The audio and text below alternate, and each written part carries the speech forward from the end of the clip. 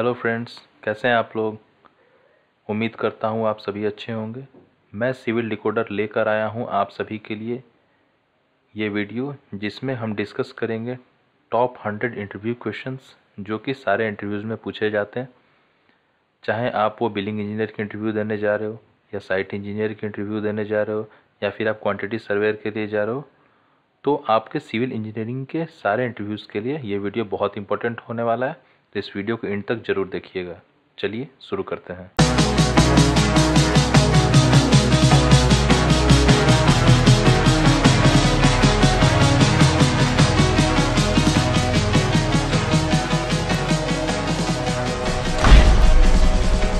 तो हमारा पहला क्वेश्चन ये है कि what do you understand by M25 concrete. M25 concrete से आप क्या समझते हैं।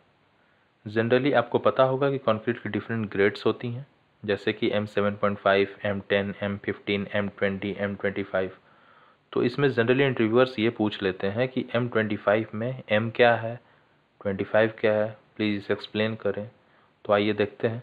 अकॉर्डिंग टू IS 456-2000 जो हमारा कोड है, उसके अनुसार M refers mix and 25 refers the characteristic compressive strength of concrete cube, जिसकी साइज होती है 150 mm into 150 mm into 150 mm, tested at the end of 28 days should be minimum of 25 Newton पर square mm।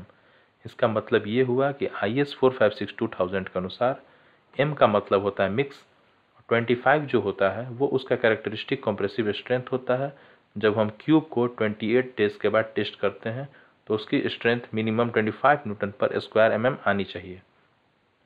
अब जैसा कि आप video में देख सकते हैं कि ये हमारा एक क्यूब मोल्ड है, जिसकी लेंथ 150 mm है, विड्थ 150 mm है एंड हाइट 150 mm है। हम इस क्यूब को कंक्रीट से भरते हैं at the time of concreting. उसके बाद हम इस क्यूब को 28 डेज के बाद टेस्ट करते हैं। जब हम इस क्यूब को 28 डेज के बाद टेस्ट करते हैं तब हमारी जो स्ट्रेंथ है वो 25 न्यूटन पर स्क्वायर mm आनी चाहिए। अब जैसा कि आप देख सकते हैं, ये हमारा एक क्यूब का स्पेसिमेन है, जिसकी लेंथ जो है 150 mm है, विड्थ 150 mm है एंड हाइट जो है उसकी 150 mm है। ये हमारा स्पेसिमेन का साइज़ हो गया। इसका जो टॉप सरफेस एरिया है वो 22,500 स्क्वायर mm होता है।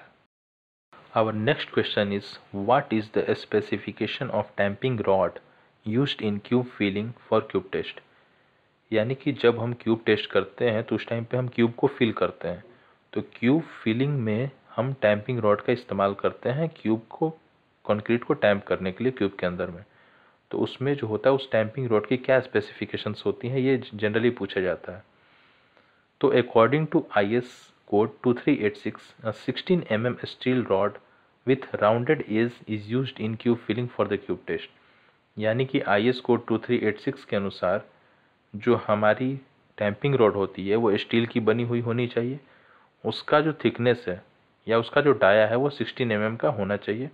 यही रॉड सिर्फ और सिर्फ क्यूब फिलिंग के टाइम पे यूज होनी चाहिए, टैंपिंग करने के वक्त में क्यूब टेस्ट के लिए। नाउ हमारा थर्ड क्वेश्चन ये है कि what is the unit weight of RCC। यानी कि रेनफोर्स सीमेंट कंक्रीट का यूनिट वेट क्या है।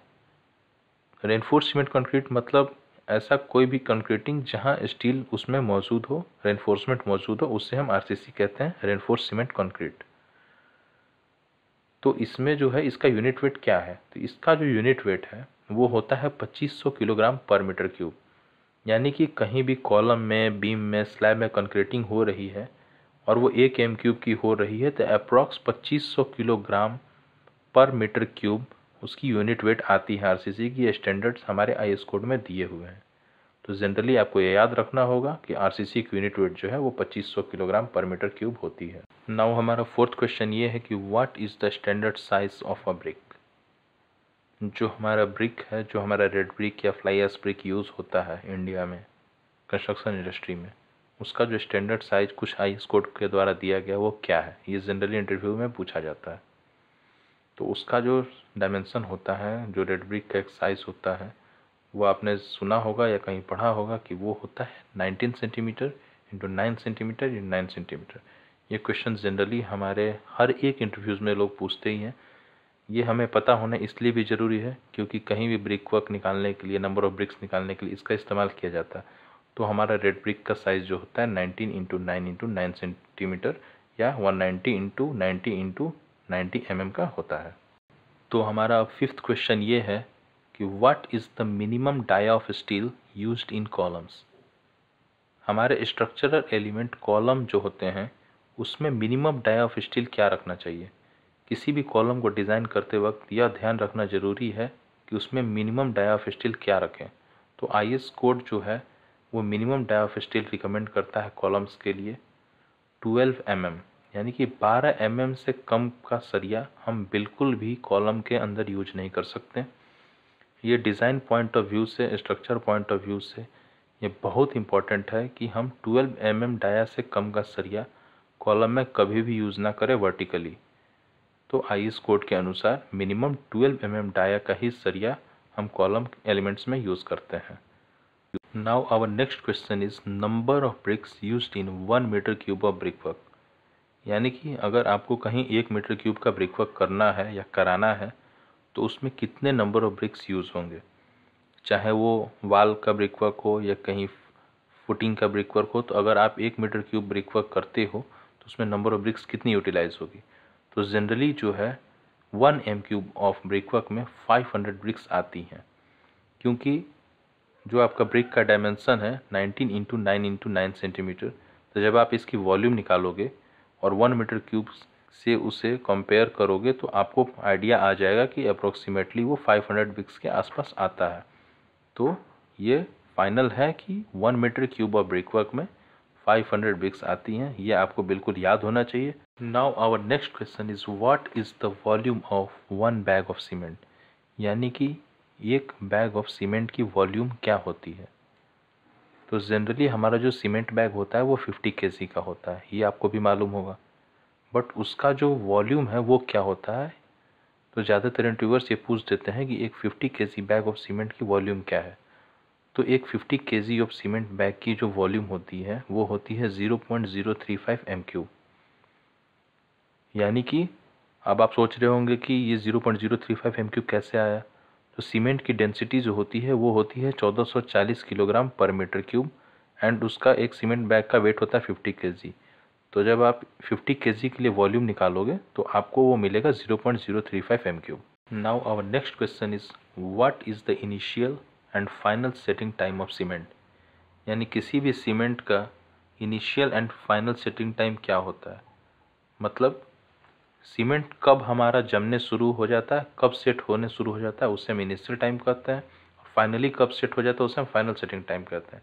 तो जो हमारा सीमेंट है उसकी जो इनिशियल सेटिंग टाइम होती है वो अप्रॉक्स होती है 30 मिनट्स की एंड उसकी जो फाइनल सेटिंग टाइम होती है वो 600 मिनट्स की होती है।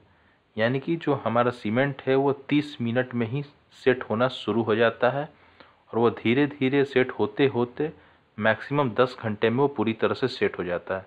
तो इस तरह से हमारी सीमेंट की जो इनिशियल सेटिंग टाइम है उसे 30 मिनट्स होती है और उसकी जो फाइनल सेटिंग टाइम होती है वो होती है 600 मिनट्स, यानी कि 10 hours approx. Now our next question is Le Chatelier's apparatus is use for. यानी कि ली चैटलियर्स एपरेटस जो है वो क्यों यूज होता है। तो सिविल इंडस्ट्री में, कंस्ट्रक्शन इंडस्ट्री में सीमेंट के कुछ टेस्ट परफॉर्म किए जाते हैं, जिनमें से एक ये टेस्ट परफॉर्म किया जाता है ली चैटलियर्स एपरेटस टेस्ट।